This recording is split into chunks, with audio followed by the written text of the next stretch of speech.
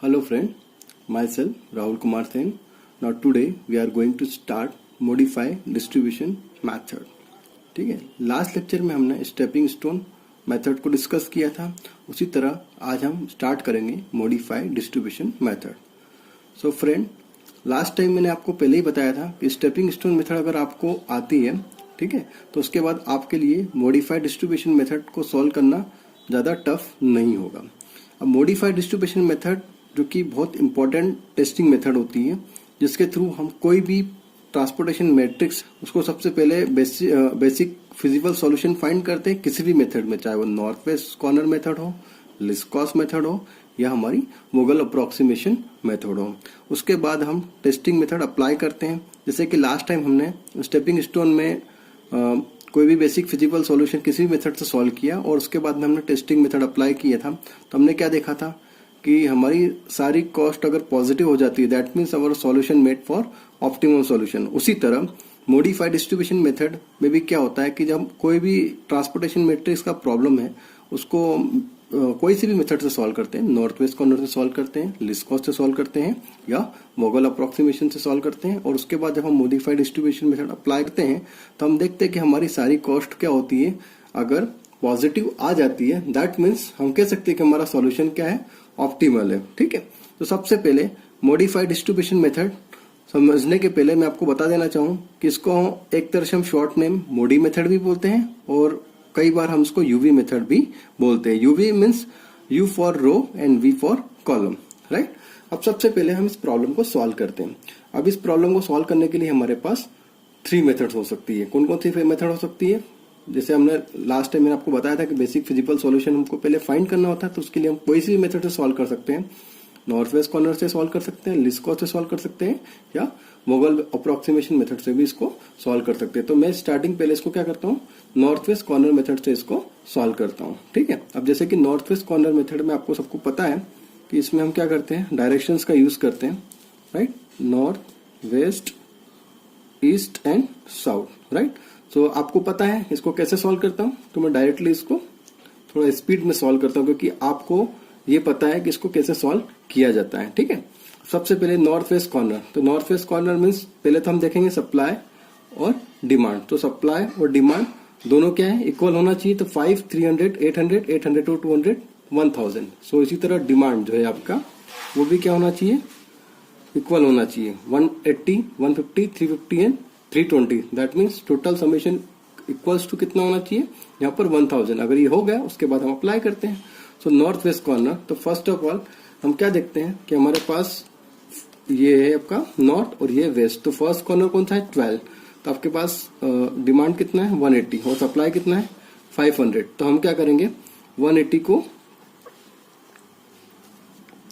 यहाँ पर असाइन कर देंगे. तो ये वैल्यू कितनी हुई, 0. तो रिमेनिंग वैल्यू कितना हो गया आपका, 320, राइट. सो इसका काम खत्म, राइट. तो फर्स्ट कॉर्नर कौन सा हुआ, यहाँ पर 10, यहाँ पर 320 और यहाँ पर 150. सो 150 और आउट ऑफ 320, तो हम 150 को असाइन किया. तो ये कितना हुआ आपका, 0. तो ये हुआ आपका 170.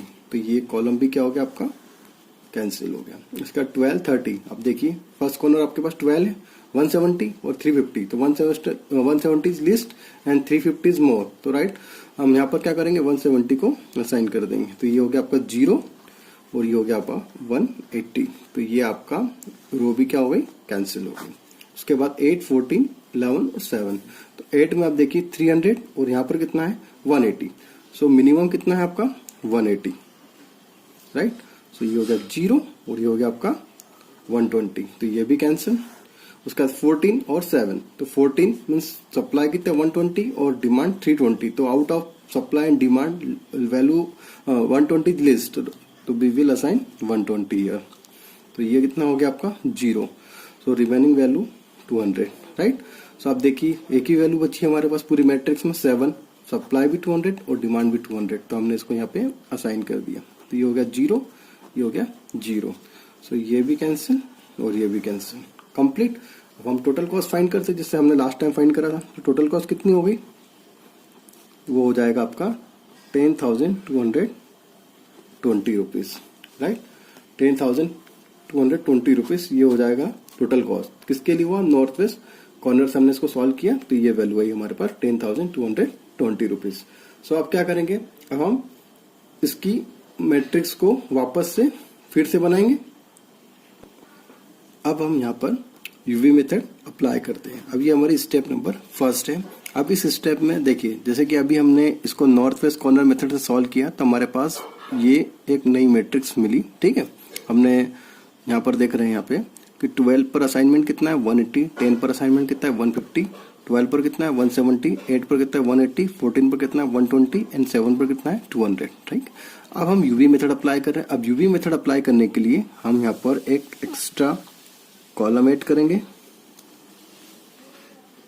राइट, एंड इसके जस्ट नीचे एक रो ऐड करेंगे।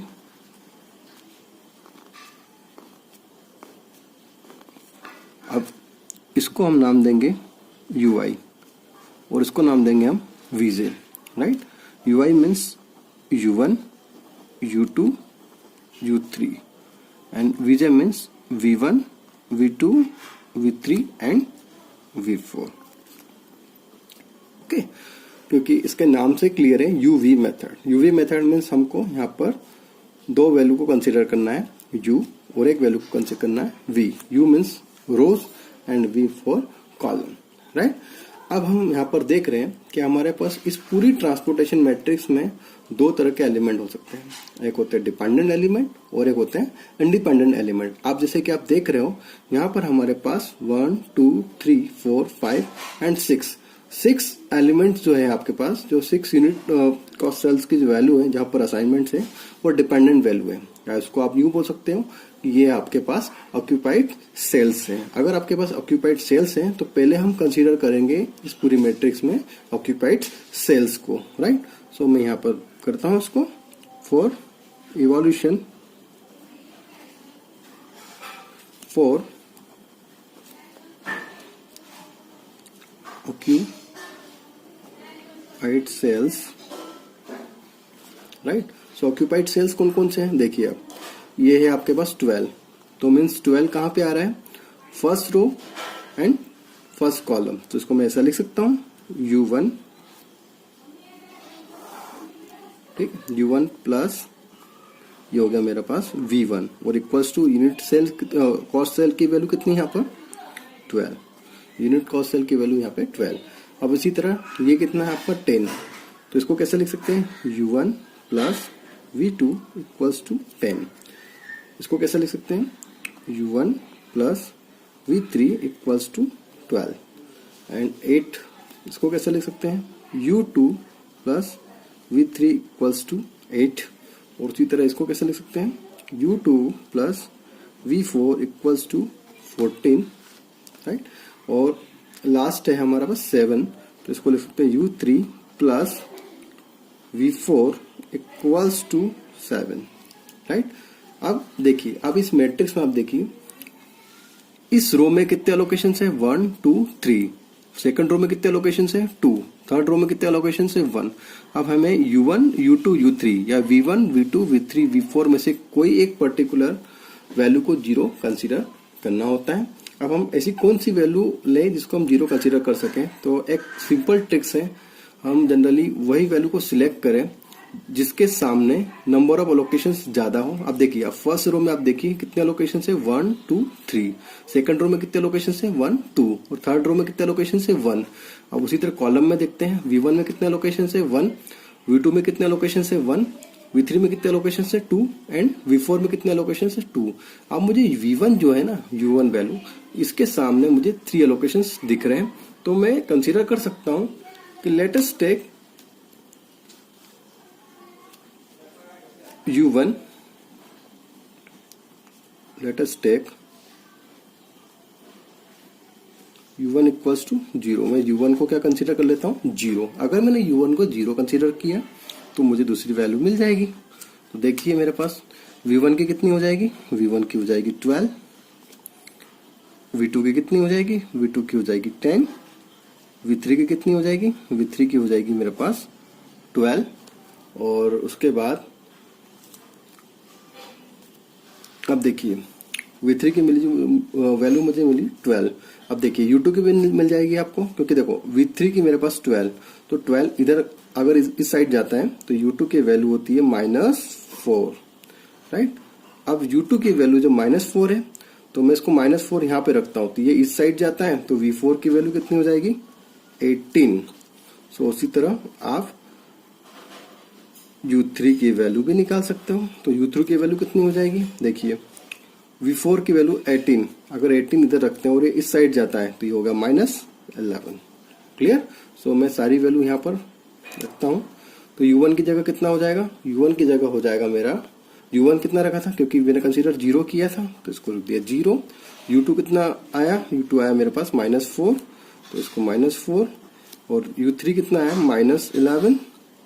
उसके बाद उसी तरह V1 को अगर मैं कंसीडर करता हूँ तो V1 कितना है 12, V2 कितना है 10, V3 कितना है 12 एंड V4 कितना है 18। तो आप देखिए हमारे पास UI और VJ दोनों की वैल्यू आ गई है।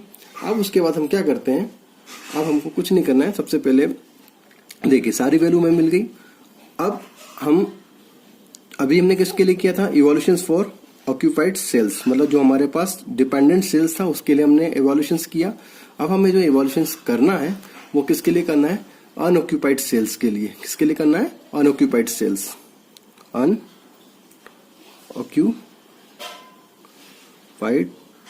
सेल्स के लिए। सो देखिए हमारे पास अनऑक्यूपाइड सेल्स कौन कौन से हैं। अब इस मैट्रिक्स में देखें तो हमारे पास अनऑक्यूपाइड सेल्स है 13, 7, 11, 6, 16, 11। ठीक है, ये हमारे पास अनऑक्यूपाइड सेल्स के लिए वैल्यू है। ठीक है, तो अब हमें क्या करना है, हमारे पास एक फॉर्मूला होता है, उस फॉर्मूले को अप्लाई करना है जिसके थ्रू हमें वैल्यू मिल जाएगी। वो फॉर्मूला होता है हमारे पास del IJ equals to CIJ minus UI plus VJ, right. So ये जो फॉर्मूला होता है इसी को हमें अप्लाई करना होता है। ठीक है, इस फॉर्मूले को अप्लाई करने के बाद हमें del IJ की वैल्यू मिल जाती है। अब del IJ मीन्स किसके लिए, जो कि हमारे पास इंडिपेंडेंट सेल्स है। इंडिपेंडेंट सेल कौन कौन से हैं, जैसे कि पहला है हमारे पास 13। तो देखिए अब मैं इसको एक सेल्स के लिए बताऊंगा, उसके बाद फिर हम दूसरे सेल्स के लिए ऑटोमेटिकली कर लेंगे। ठीक है, सो फर्स्ट क्या है हमारे पास 13।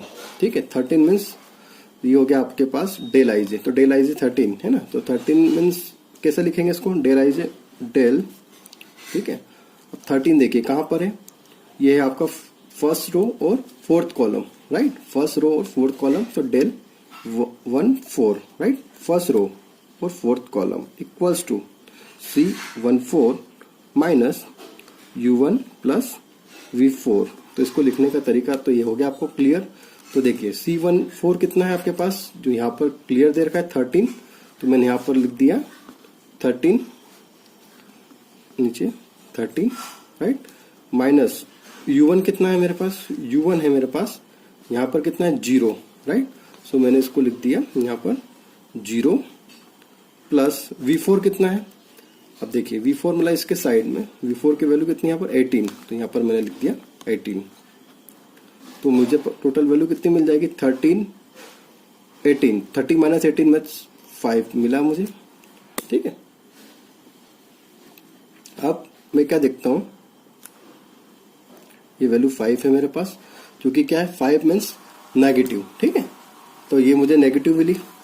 अब मेरा मेन एम क्या है कि जो del IJ की जो सारी वैल्यू है, मतलब जो किसके लिए, इंडिपेंडेंट सेल्स के लिए, वो सारी वैल्यू क्या होनी चाहिए, पॉजिटिव होना चाहिए। अगर नेगेटिव होगा तो फिर मुझे इस रूट को क्या करना पड़ेगा, शिफ्ट करना पड़ेगा। ठीक है, तो अब यह हम देखते हैं कि दूसरे जो एलिमेंट जो इंडिपेंडेंट सेल्स हैं उसमें भी कोई वैल्यू नेगेटिव होती है। अगर और वैल्यू मुझे नेगेटिव मिलती है तो मोस्ट नेगेटिव वैल्यू को मुझे कंसीडर करना है। ठीक है, तो सबसे पहले आप क्या देखते हो, यहाँ पर del IJ की वैल्यू, del 14 की वैल्यू तो हमने देखा -5 आई। अब मैं डायरेक्टली मैट्रिक्स से ही क्लियर कर देता हूँ। ठीक है, तो ये वैल्यू अभी कितनी आई -5, 13 पर कितना है -5, तो मैं यहाँ पे इसको सर्कल करके लिख दिया -5।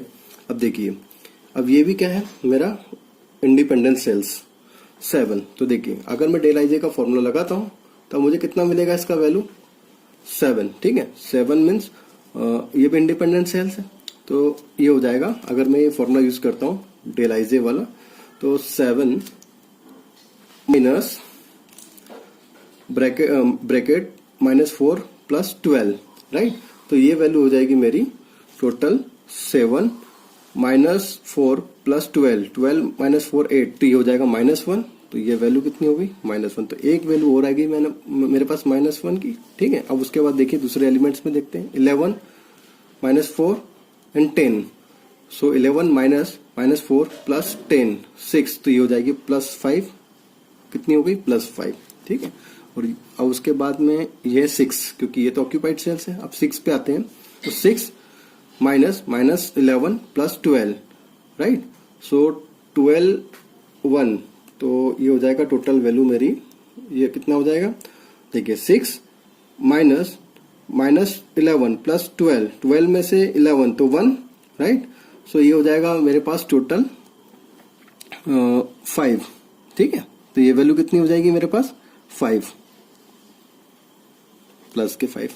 अब देखिए 16 11 10, राइट। तो 16 -11 16 माइनस, फिर माइनस ब्रैकेट में -11 प्लस 10, तो ये कितना हो जाएगा -11 10 मीन्स -1। उसके बाद आप इसको डायरेक्टली यहां पर लिख सकते हो, तो ये वैल्यू हो जाएगी +17।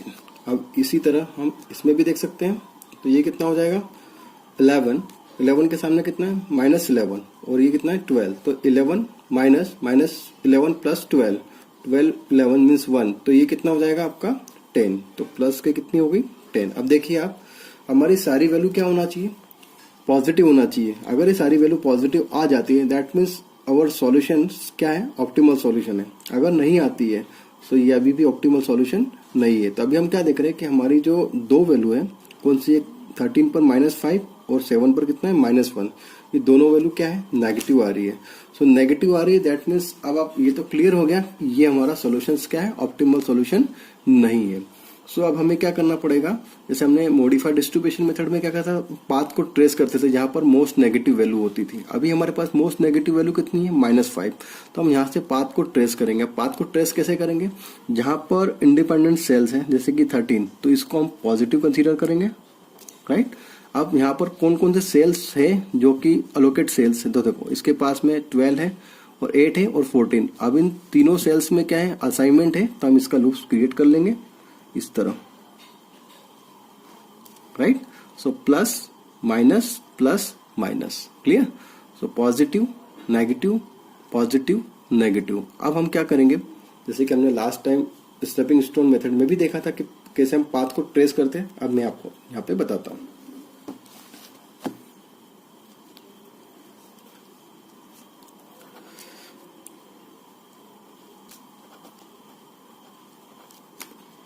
well 170 13 8 180 14 का 120, ठीक है।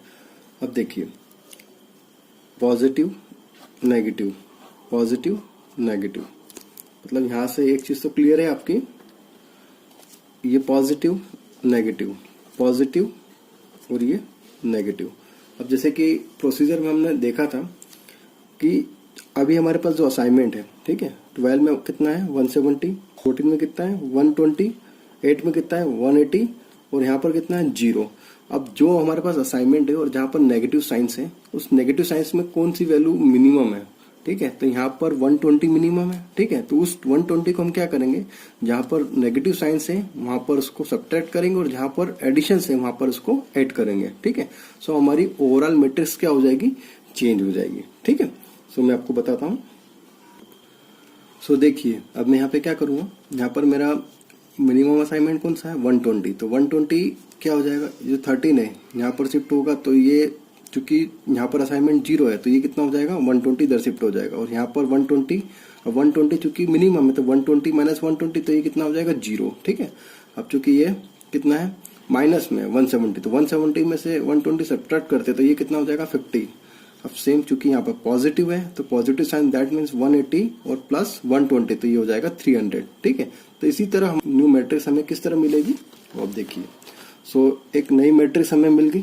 ठीक है, तो यहाँ पर देखिए अभी कॉस्ट जो आपका शिपमेंट है वो 14 से कहाँ पर चले गया, 13 पर चले गया। तो असाइनमेंट यहाँ से शिफ्ट होकर 120 पे आ गया। ठीक है, तो आपको पूरी ट्रांसपोर्टेशन मैट्रिक्स में चेंज आ गया। ठीक है, अब हम इसका टोटल कॉस्ट निकालते हैं।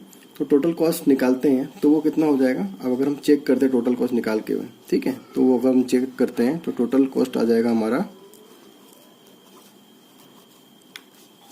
हो जाएगा 9,480 रुपीज समथिंग, राइट। आ गया हमारा।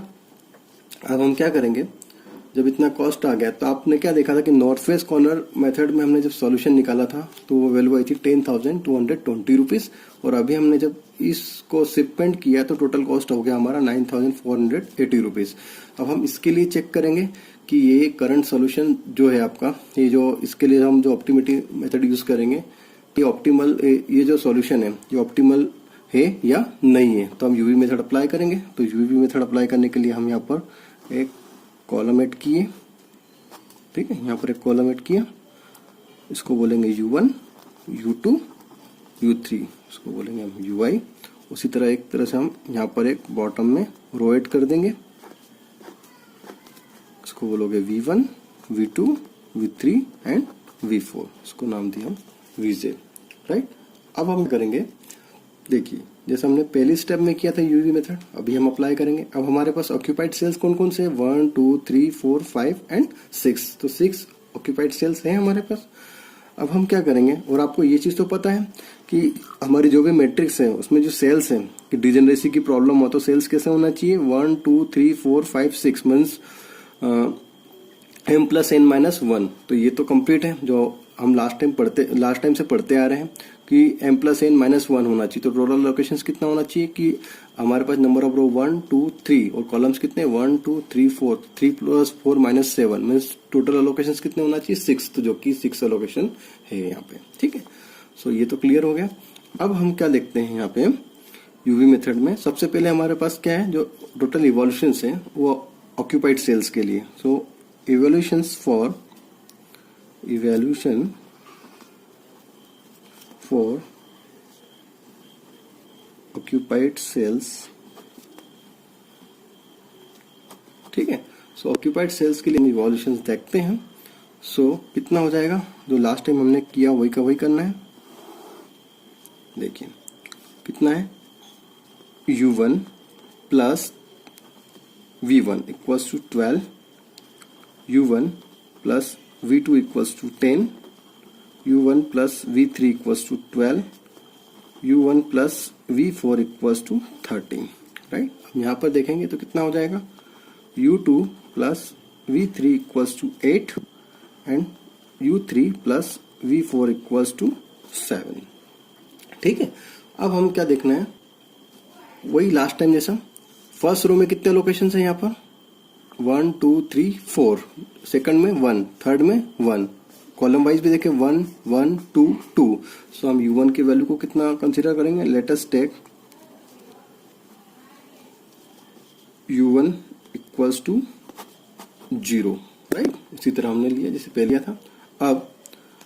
अब देखते हैं यहाँ पर, तो ये हो जाएगा 12, U1 की वैल्यू कितनी हो जाएगी 12, लिखते जाता हूं मैं 12, V2 की हो जाएगी मेरे पास 10, V3 की हो जाएगी मेरे पास 12, V4 की हो जाएगी मेरे पास 13। तो देखिए 12 10 12 एंड 13। अब देखिए U2 की कितनी हो जाएगी, अब चूंकि V3 की 12 है तो ऑब्वियस सी बात है U2 की कितनी हो जाएगी -4, right. And last in this U3 की वैल्यू, तो V4 की कितनी है 13, अब 13 इधर जाता है शिफ्ट होता है, तो U3 की वैल्यू कितनी होती है -6। ठीक है, सो ये हो गया आपका क्लियर। तो मैं सारी वैल्यू मेंशन कर दूंगा। U1 तो आपका 0, -4 एंड -6, राइट। सो देखिए ये हो गया हमारा।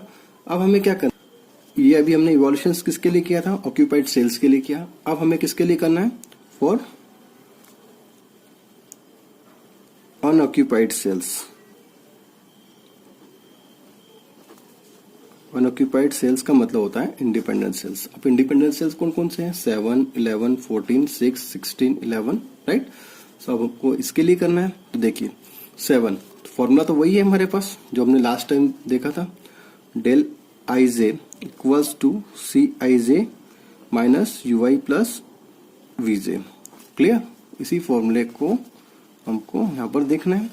अब यहाँ पर ये वैल्यू है तो देखिए 7, अब 7 के सामने अब देखिए -4 और यहाँ पर कितना है 12, तो उसको कैसे लिखेंगे? डेल ये हो जाएगा आपका 1 1 सॉरी 2 1 2 1 क्यों? क्योंकि सेकंड रो और फर्स्ट कॉलम, तो 2 1, तो ये कितना हो जाएगा 7 minus U I means -4 and plus 12।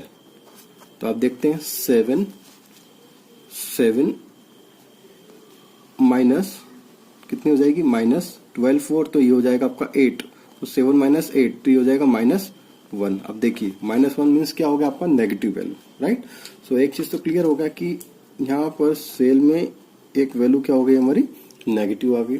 अब हम इसके लिए भी देखेंगे, जैसे अभी मैं एक स्टेप बताई, अब सेम दूसरी स्टेप्स के लिए हम अनऑक्यूपाइड सेल्स के लिए कर सकते हैं। तो देखिए 11 के सामने कितना? -4 और ये कितना है 10, तो 11 माइनस फिर माइनस में ब्रैकेट 4 प्लस 10, तो 10 में से 4 6, तो ये हो जाएगा +5, ये कितना हो जाएगा 14, ठीक है। अब 14 -4 प्लस 13 और 4 9, तो ये हो जाएगा +5, राइट।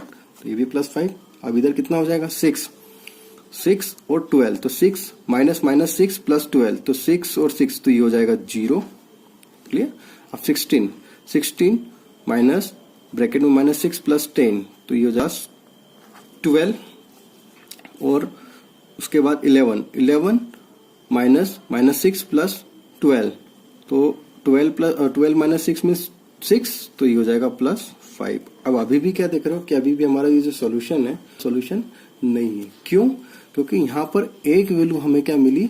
नेगेटिव मिली। तो अभी हम इसको ऑप्टिमल कंसीडर नहीं करेंगे, और ऑप्टिमल कंसीडर करना है तो सारी वैल्यू क्या होना चाहिए? हमारी पॉजिटिव होना चाहिए। बट यहाँ पर एक वैल्यू क्या हुई हमारी? नेगेटिव। अब सीधी बात है, अगर वैल्यू नेगेटिव आई सो मीन्स हमको शिपमेंट करना पड़ेगा। अब यहाँ से हम क्या करेंगे? चेंज करेंगे, ठीक है। तो देखिए अब नेगेटिव है तो मीन्स ये पॉजिटिव, लोकेशन है ही नहीं, plus minus plus and minus, तो ये लूप्स बन गया आपका, ठीक है। क्या हो गया? प्लस माइनस, ठीक है। सो आपका लोकेशंस किस तरह चेंज होगा यहाँ पे? अब देखिए क्लियर हो गया आपको? देखिए plus minus means last step में हमने किया था कि ये प्लस की वैल्यू, ये माइनस की वैल्यू, फिर अगेन प्लस, फिर अगेन माइनस। अब देखिए अब ये तो यहाँ पर तो कोई असाइनमेंट है नहीं, अब यहाँ पर असाइनमेंट है 350 एंड 180। अब देखिए 180 और 300 में से मिनिमम वैल्यू कौन सी है? आई थिंक 180 मिनिमम है। तो हम 180 को क्या करेंगे? जहां पर नेगेटिव साइंस है वहां पर सब्ट्रैक्ट कर देंगे, और जहां पर पॉजिटिव है वहां पर ऐड कर देंगे। अब देखिए नेगेटिव है 180 में से 180, तो यहाँ पर क्या हो जाएगा? लोकेशन 0, तो ये असाइनमेंट क्या हो जाएगा? 0। अब चूंकि यहाँ पर कुछ नहीं है, ठीक है, 0 असाइनमेंट है, 180 यहाँ पर शिफ्ट हो जाएगा क्योंकि वैल्यू साइन क्या है? प्लस, तो ये इधर हो जाएगा। तो ये जो असाइनमेंट की वैल्यू 180 है, ये यहाँ से शिफ्ट होकर क्या पे हो जाएगी? 7 पे आ जाएगी। तो 7 कितना हो जाएगा? 180। अब उसके बाद 300, तो देखिए 300 लार्जर वैल्यू है और 180 लिस्ट वैल्यू है, तो 180 300 में से माइनस कर देंगे तो ये कितना हो जाएगा? 120। अब चूंकि ये प्लस है तो 50 और 180, तो ये हो जाएगा 230। तो आपकी पूरी जो ट्रांसपोर्टेशन मैट्रिक्स का जो रूट है वो पूरी तरह से क्या हो जाएगा? चेंज हो जाएगा, ठीक है। अब देखते हैं हम। सो आप देख सकते हो कि यहाँ पर शिपमेंट हो गया, ठीक है। तो इसके बेस पर एक हमारी न्यू मैट्रिक्स मिल गई हमें। अब देखो इस न्यू मैट्रिक्स में आप देखिए 10। अब 10 में असाइनमेंट कितना है? 150। 12 में कितना है असाइनमेंट? 230। और 13 में 120। 7 में 180। 11 8 में 120। 14 6 16 11 और 7 में 200। क्लियर? सो आप देखते हो कि अब हमें न्यू रिवाइज मैट्रिक्स कौन सी? ट्रांसपोर्टेशन मैट्रिक्स मिल गई है। किसके बेस पर? हमने यहाँ पर रूट को चेंज किया। रूट को चेंज कैसे किया? आप देखिए ये था प्लस एंड माइनस। तो हमने क्या किया था? जो यहाँ पर नेगेटिव साइन में असाइनमेंट की वैल्यू कम थी 180, तो 180 को हमने क्या किया, जहाँ पर माइनस है वहाँ पर सब्ट्रैक्ट किया और जहाँ पर एडिशन है वहाँ पर उसको ऐड किया। तो हमें देखिए यहाँ पर माइनस 180 में से 180 तो कितना हुआ, 0 0 असाइनमेंट, 7 शिफ्ट हो गया 180, फिर 8 में 120 और 180, राइट। तो 180 300 में से सब्ट्रैक्ट करेंगे तो 120 होगा। उसके बाद अब चूंकि 12 में 150 था तो 50 में ऐड हो गया तो 180 230 हो गया। तो न्यू असाइनमेंट आपको मिल गया 230। अब हम क्या करना है, हमें वापस से यूवी मेथड अप्लाई करना है। तो यूवी मेथड अप्लाई करने के लिए अब हम एक्स्ट्रा कॉलम ऐड किया, इसको नाम दिया मैंने U1 U2 U3, राइट। सो इसको बोल दिया मैंने UI, और यहाँ पर मुझे एक रो ऐड करनी है, इसको बोल दिया मैंने VJ। तो ये हो गया V1 V2 V3 and V4। अब हमें वापस से वही का वही चीज करना है जो हमने लास्ट स्टेप्स में करते आ रहे हैं। सबसे पहले हम क्या करेंगे ना, अब देखिए फर्स्ट रो में कितने लोकेशन है, 1 2 3, सेकंड रो में 2, थर्ड में 1। सो हम वही let us take U1 equals to 0। तो U1 को हम कंसीडर करते हैं 0, ठीक है। तो अब देखिए अब हमको क्या करना है, पहले डिपेंडेंट सेल्स। तो डिपेंडेंट सेल्स कितने हैं पर 1 2 3 4 5 6, क्लियर। सो हमें 6 सेल्स के लिए देखना है, ठीक है। तो 6 सेल्स के लिए देखना है तो 1 2 3 4 5 6, क्लियर। तो सबसे पहले स्टार्ट करना है U1 plus V2 equals to कितना हो गया आपका 10। U1 प्लस कितना हो जाएगा V3 equals to 12। U1 plus V4 equals to 13। U2 plus V1 equals to 7। उसके बाद U2 plus V3 equals to 8 और U3, ठीक है, U3 plus V4 equals to 7, clear. तो देखिए अब आप यहां से क्लियर वैल्यू निकाल सकते हैं क्योंकि U1 की कितनी थी 0, तो V2 इक्वल्स टू 10, तो V2 की जगह मैंने रख दिया 10। V3 की कितनी है, V3 की है मेरे पास U1 की अगर 0 तो V3 की 12, तो ये हो गया 12। उसके बाद नेक्स्ट है V4 की कितनी हो जाएगी, V4 की हो जाएगी 13। तो देखिए 10 12 एंड 13। अब चूंकि V1 की वैल्यू कितनी 7 और U2 की वैल्यू मुझे ये भी नहीं पता है, तो पहले मैं इससे देख लेता हूँ। U2 की वैल्यू यहाँ नहीं पता है, V3 की वैल्यू कितनी 13, तो ये हो जाएगा U2 इक्वल्स टू 13 और 8 9, मतलब ये हो जाएगा 13 माइनस 8, तो ये हो जाएगा आपका अप्रोक्सीमेट माइनस 4 4 4 9 10 11 12 13। तो कितना हो जाएगा, U3 की वैल्यू कितनी है आपकी, सॉरी V3 की वैल्यू कितनी है आपकी 13। तो 13 अगर यहाँ पे हम 12 अगर हम यहाँ रखते हैं तो ये कितना हो जाएगा -4, राइट। अब -4 अगर U2 की वैल्यू -4 होती है तो V1 की कितनी हो जाएगी, V1 की हो जाएगी 11, क्लियर। तो V1 की कितनी हो गई 11, और उसके बाद में हमारा U3 का हो जाएगा। अब V4 का अगर हम 4 रखते हैं, कितना V4 का वैल्यू 13 रखते हैं तो हो जाएगा हमारा U3 का -11। तो ये तो क्लियर हो गया। तो देखिए U2 के वैल्यू कितना हो जाएगा -4, V3 का कितना हो जाएगा -11, और U1 का तो अभी हमने निकाला 11, ठीक है। अब देखिए अब आपको यहाँ पर तो क्लियर हो गया। अब हमें क्या करना है, जैसे हमने अभी ऑक्यूपाइड सेल्स के लिए किया, अब हमें क्या करना है अनऑक्यूपाइड सेल्स के लिए करना है। तो अनऑक्यूपाइड सेल्स के लिए अगर हम देखते हैं तो हमारे पास वही फॉर्मूला होता है जो अभी हमने यहाँ पर देखा था, del IJ equals to CIJ minus UI plus VJ। इसके बेस पर हमें यहाँ पर इसी फॉर्मूले को फॉलो करना है। तो देखिए हमारे पास अनऑक्यूपाइड सेल्स कितना है 12। तो कैसे लिख सकते हैं इसको लिख सकते हैं हम कैसे लिखेंगे, ये हो जाएगा हमारा 12 माइनस 0 प्लस 11, तो ये कितना हो गया +1, ठीक है। तो मैं इसको डायरेक्टली यहाँ पे लिखता हूँ +1। कैसे, देखिए 12 माइनस ब्रैकेट 0 प्लस 11, तो 12 माइनस 11 मीन्स +1, उसके बाद नेक्स्ट वैल्यू है हमारा 11, तो 11 के सामने देखिए, सो 11 माइनस 4 प्लस 10, तो ये हो जाएगा +5, क्लियर। उसके बाद में ये हो जाएगा 14 माइनस 4 प्लस 13, तो ये हो जाएगा +5 अगेन। उसके बाद 6 के सामने 11 और 11, तो 11 प्लस 11, तो ये कितना हो जाएगा 0, तो ये हो जाएगा 0, और 16 11 प्लस 10, राइट। सो कितना हो जाएगा ये, आप देखिए यहाँ पर, ओके, तो अब यहाँ पे देखिए 16 माइनस 11 प्लस 10, तो ये हो जाएगा -1, तो ये हो जाएगा +17। अब उसके बाद एक अनऑक्यूपाइड सेल्स वैल्यू कितनी, 11, तो 11 माइनस 11 प्लस 12, तो ये हो जाएगा +10। तो अब आप क्या देखते हैं कि हमारे पास अनऑक्यूपाइड सेल्स में सारी वैल्यू क्या हो गई, पॉजिटिव आ गई। अब पॉजिटिव आ गई, दैट मीन्स हमारा जो सॉल्यूशन है वो क्या हो गया, ऑप्टिमल हो गया। तो अब आप इसका जब टोटल कॉस्ट निकालोगे तो टोटल कॉस्ट कितना हो जाएगा, ये हो जाएगा हमारे पास 9000, जब आप उसको कैलकुलेटर से कैलकुलेट करोगे तो ये हो जाएगा 9440 रुपीज, ठीक है। अब आप क्या देखते हो कि हमने नॉर्थ वेस्ट कॉर्नर से स्टार्ट किया था, ठीक है, तो हमें टोटल कॉस्ट कितनी मिली थी, 10,220 रुपीज। अब हमें एंड में, जो कि अभी हमारी सारी वैल्यू क्या हो गई, पॉजिटिव हो गई, दैट मीन्स कि हमारा सॉल्यूशन क्या है, ऑप्टिमल है। तो उस केस में हमको वैल्यू क्या मिली, 9440। अब एक और चीज आपको बड़ी इंटरेस्टिंग लगेगी कि लास्ट टाइम हमने जो प्रॉब्लम सॉल्व की थी उसको नॉर्थ वेस्ट कॉर्नर से स्टार्ट किया था, ठीक है।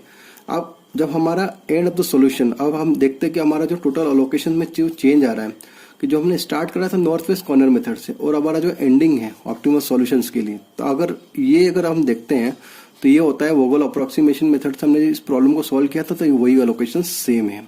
तो आप एक चीज और क्लियर कर सकते हो कि आप नॉर्थ वेस्ट कॉर्नर से स्टार्ट करते हैं तो ये प्रोसेस थोड़ी लॉन्ग हो जाएगी, और अगर हम वोगल अप्रोक्सीमेशन से इसको स्टार्ट करते तो ये 1 या 2 स्टेप में ही कंप्लीट हो जाएगी। तो इसी तरह हमारी ये एक टेस्टिंग मेथड कंप्लीट हो गई।